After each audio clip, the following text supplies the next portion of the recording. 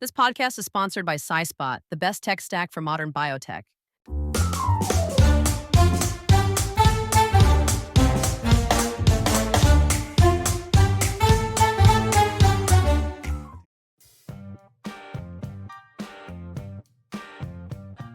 So President Trump is in the office.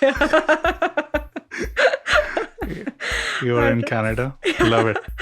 Yeah, and I'm loving it here. Was it like really a ban, or it was more like a campaign thing? No, well, it was actually a ban because even when I was in Canada, after we started our startups that we'll get into more, I suppose, but I applied to actually go on a tour with McGill University, and they rejected me, and they're like. It's like, and you know what? The officer said everything is okay with me. Like, you know that President Trump doesn't let you in. And I'm like, I'm aware. And he was like, okay, let's do the interview. And then he did the interview. He was like, all is good for, like, on my side, I'm going to apply for a waiver for you. So it has to go to, before a judge.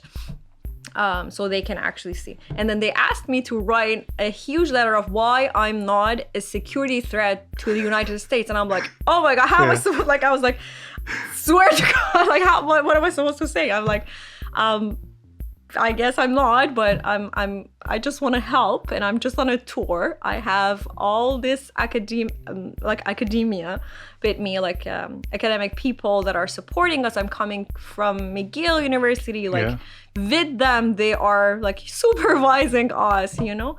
And I wrote a lot of things discussing like why I'm not a threat, but they were not satisfied. Yeah, they didn't believe me. And but interesting thing is that after that, like when everything changed, I went to the United States more than 6-7 times, and I didn't do anything. So I guess. So you're safe. I think I can prove now that I'm not a threat. Yeah, hey, so I've been there 3 times. Didn't do anything. Something about the US, right? So I lived in the US about a decade. And there's always some fear, as if you committed something, right? Yeah. Even if you are following everything. And no, for sure. With foreign passport, it's as soon as you enter the country, there is some.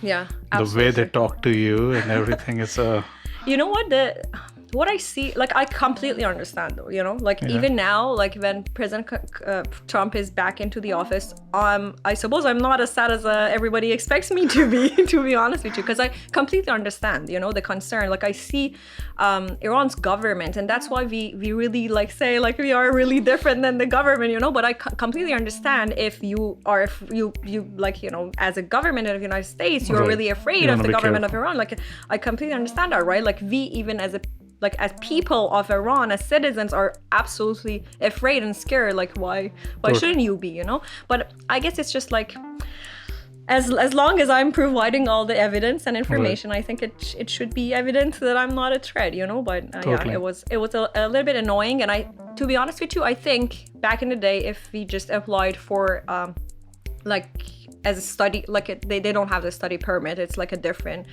they call it a different thing, but for the study permit, we might have gotten in because we had a lot of friends that wanted to study, and they were like, okay, so this is an exception, but it would have taken a long time as well. And then you're hearing from my cousin that it's not really ideal either, so we're like, let's move to Canada. Yeah, no, I have something similar experience, but I also understand it's a $30 trillion economy, so you want to be selective who you want to accept to the country, but sometimes it goes wrong, right? Even when I was starting a business, I was like, should I really go through that H-1B visa or apply for EB-1, but I want to do something quickly.